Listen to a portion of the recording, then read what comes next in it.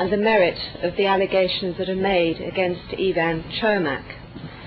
Each of the prosecutors in turn, as they stood up to address you, spoke about the importance of the totality of the evidence, the totality of which of course includes the detailed footnoting of evidential references contained throughout the Čermaka defence brief, none of which in passing were referred to or dealt with by Mr. Carrier when he addressed you yesterday.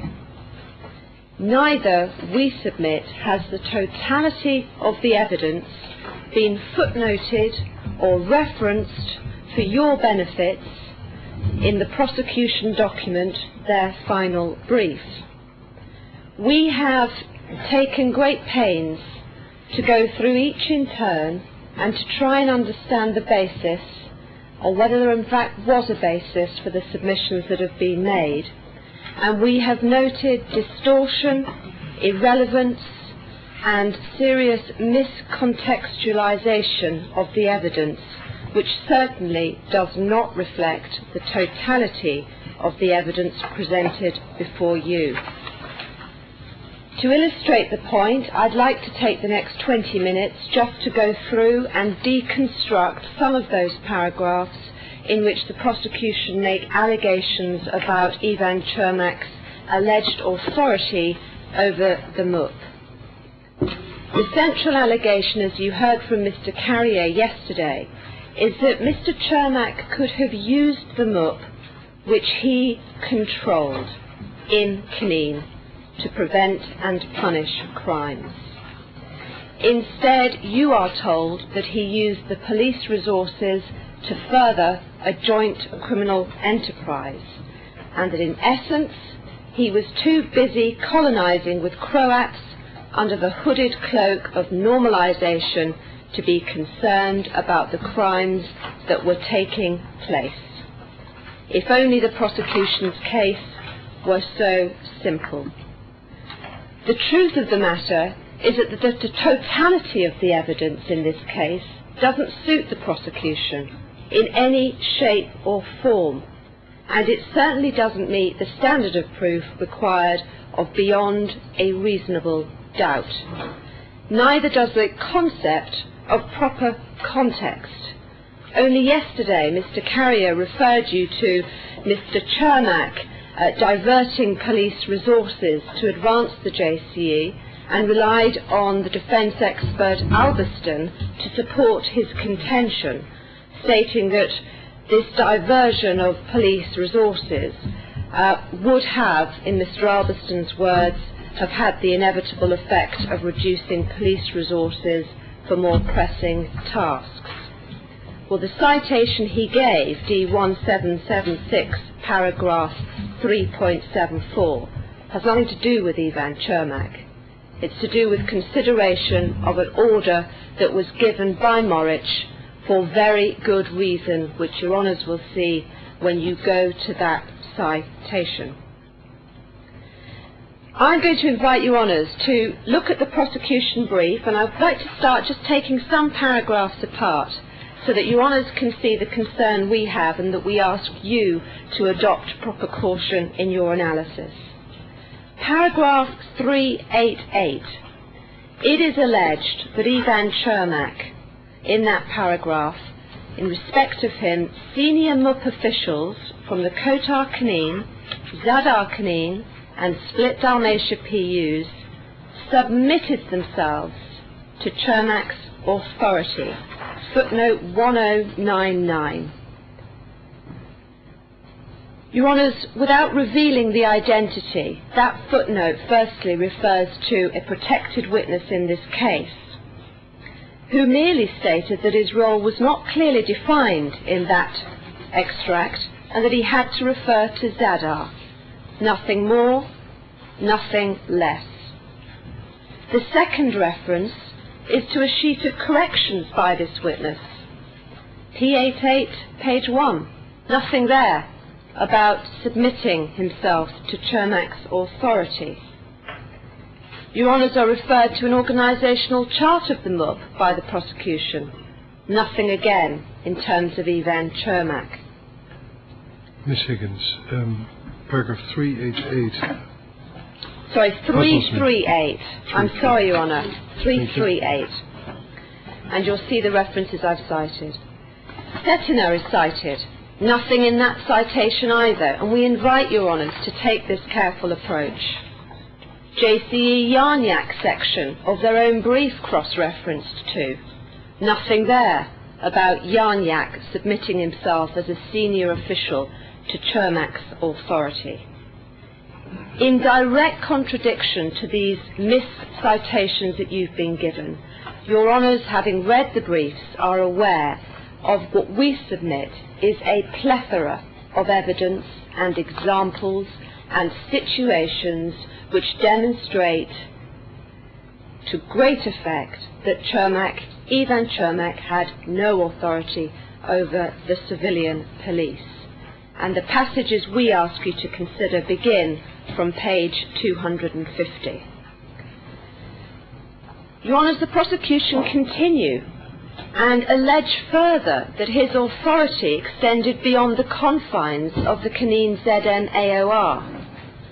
Although they don't cite any testimony or witness statement evidence, they merely provide you with 2 standalone maps, not something that can get the prosecution home on that sort of allegation.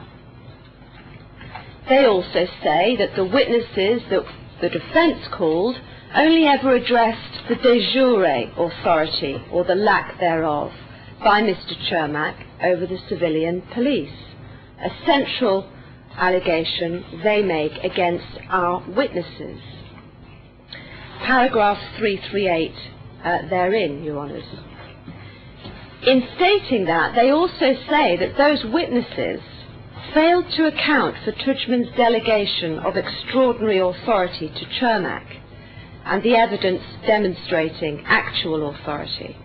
Footnote 1102. We invite you to look directly. Nothing there to support that contention.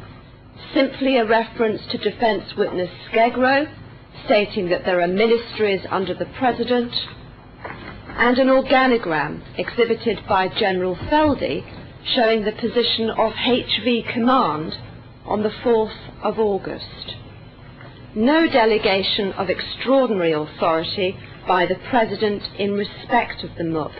Your Honours will recall that that matter was addressed directly with Mr. Albiston, the police expert, and we ask you without repetition to go to page 253 of the Čermaka brief. It's simply not true that the defence witnesses only address the de jure aspect of authority or lack thereof.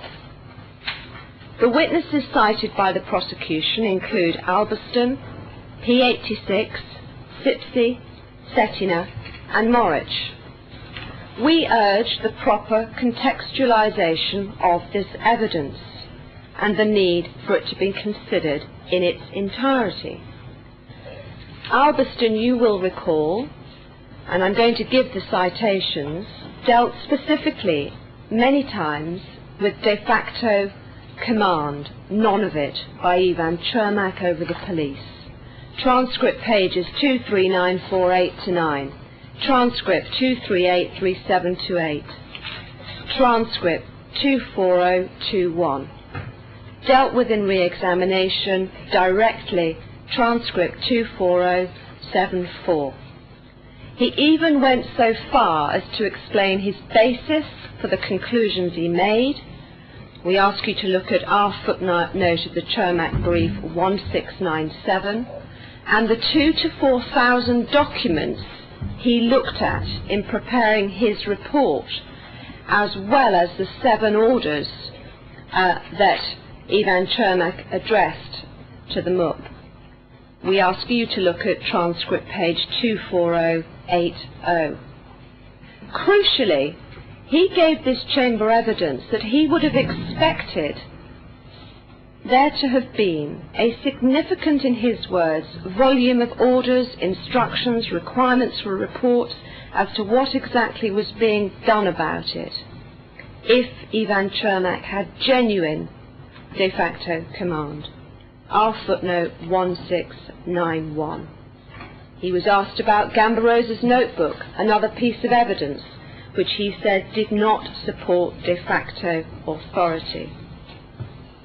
P86, we ask you to go to page 276 of the Čermaka brief, where he gives what we say is important de facto evidence about the 7 so-called orders, which you will be examining in detail to see what they actually amount to and whether or not they were followed.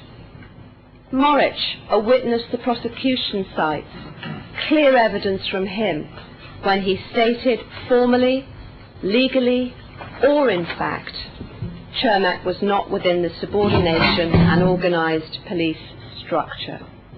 Transcript 25624. Not obliged, says Moric, to report to Ivana Čermaka. Neither were Sipsi or Cetina. They confirmed that Čermaka could not command them. None of this evidence, Your Honours, and there is much more which I don't have time to refer to, none of this evidence is cited or dealt with head-on by the prosecution in their duty to consider totality of evidence. Another example, paragraph 339. There we are told that Čermaka gave specific examples of his authority over MUP officials, that he contacted Cetina, Sipsi and the commanders of local police stations to resolve issues at checkpoints. The only references you're given are to Ivana Čermaka himself and to Mr. Hendricks, an international witness. Go to what Ivana Čermaka says. He refers, in that citation you're given, that he would inform the police if there were problems at checkpoints, a position totally consistent with a role of coordination, not command or authority thereover. Hendricks cites an example of when a member of the monitoring team phones through and Čermaka is able to assist, according to him, with movement through a checkpoint in Dabar. Hendricks couldn't remember the incident, of course, and neither could he remember how it came to pass. But without knowing what was said by Ivana Čermaka, no conclusions can be drawn as to whether it was an exercise of authority or a conversation regarding the need to cooperate. What it does show is a good intent to try and assist the internationals to do their work, which totally and fundamentally contradicts the central concept of the JCE. The counterbalance which this chamber will also want to consider is the plethora of evidence again in respect of those witnesses who cited time and time again that Mr. Čermaka had no authority at checkpoints or on the ground. And we refer you to 20 different footnotes of evidence from paragraphs 293 of the Čermaka brief. Let me take just one other paragraph, paragraph 340, Your Honours. There it's alleged by the prosecution that the evidence of P86 and Cetina confirms Čermaka's authority over the MUP officials within the Kotar Knin and Zadar Knin PU. We submit firmly that what the prosecution has done here is to cherry-pick those particular lines that suit their case and ignore all the rest.